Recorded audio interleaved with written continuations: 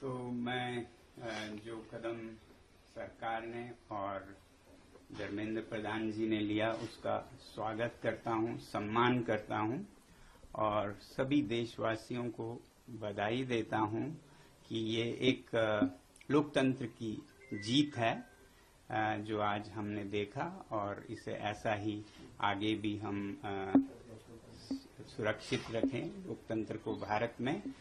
और देश की युवा पीढ़ी को मैं बधाई देना चाहता हूं और धन्यवाद देना चाहता हूं सीजेपी के हमारे टीम और भाइयों और बहनों को जिन्होंने ये मुद्दा उठाया सबसे पहले, और जो वॉलंटियर्स जिन्होंने उनका साथ निभाया, जो देश भर से छात्र और युवक और बड़े बूढ़े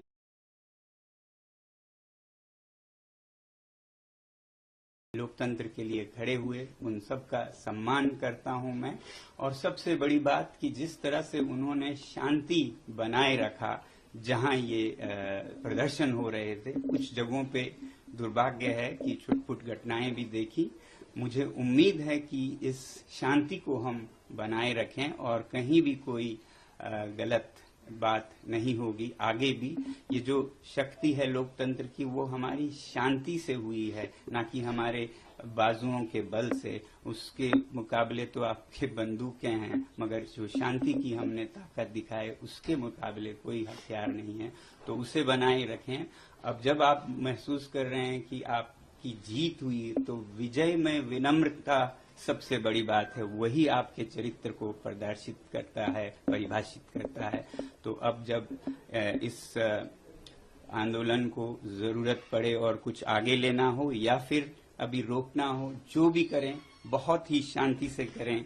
मैं ये उम्मीद करता हूं कि एक तरफ जब जवाबदेही हमें मिली इस बार की, तो अब सुधार पर काम करने की जरूरत है। केवल एक इस्तीफा से, रेजिग्नेशन से राष्ट्र नहीं बनता है।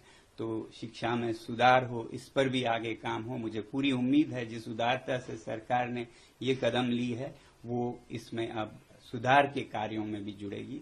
सुधार सिर्फ शिक्षा में नहीं बल्कि शासन में भी मेरी उम्मीद है कि अब से देश चलाने का तरीका जरा बदलेगा। जहां भय है वो नहीं बल्कि प्यार मोहब्बत से देश को चलाया जाएगा और अन्याय न होकर सत्य के रास्ते पे चलाया जाएगा।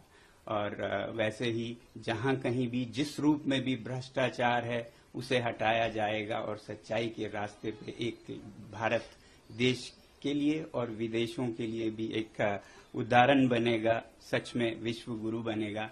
ऐसी मेरी आशा है कि ये एक नया भारत की शुरुआत होगी। मैं उम्मीद करता हूं सरकार से कि इस बदलाव के साथ ही बहुत से और बदलाव भी लाएंगे शासन चलाने के तरीकों में भी। अब क्योंकि मैं लद्दाख से हूं और एक पर्यावरण कर्मी हूं, एनवायरमेंटलिस्ट हूं, तो मैं उम्मीद करूंगा सरकार के से कि जो लद्दाख के पहाड़ों को संरक्षित करने की, वहां के लोगों को लोकतंत्र देने की प्रक्रिया चली है, उसे भी बिल्कुल ईमानदारी से चलाया जाए। उसे कमजोर करने की कुछ कोशिशें हो रही हैं, वो सब छोड़कर जनता के साथ प्यार मोहब्बत से मिलकर हम सीमाओं को सुदृढ़ और शांत बनाएं, विकास के रास्ते पे लें। तो लद्दाख में बहुत ही ईमानदारी से लोगों के साथ ये प्रक्रिया जारी हो। बल्कि हमारे पड़ोसी राज्य जम्मू कश्मीर में भी, जहां भी लद्दाख में हो, जम्मू कश्मीर में हो, जो लोगों से वादे किए हैं स्टेटहुड के, लोकतंत्र की, वो वहां भी बहाल हो, ये हमारी उम्मीद है। ये तो मैं अपने हिसाब से कह रहा हूं क्योंकि मैं उस इलाके से आता हूं। तो बाकी देश में शिक्षा में खासकर सुधार हो, बदलाव हो। किसी भी बच्चे को, किसी भी अभिभावक को जो इन बच्चों को गुजरना पड़ा उसमें न गुजरना पड़े। मैं आभारी हूं पूरे देश का और युवा पीढ़ी का और सरकार का भी।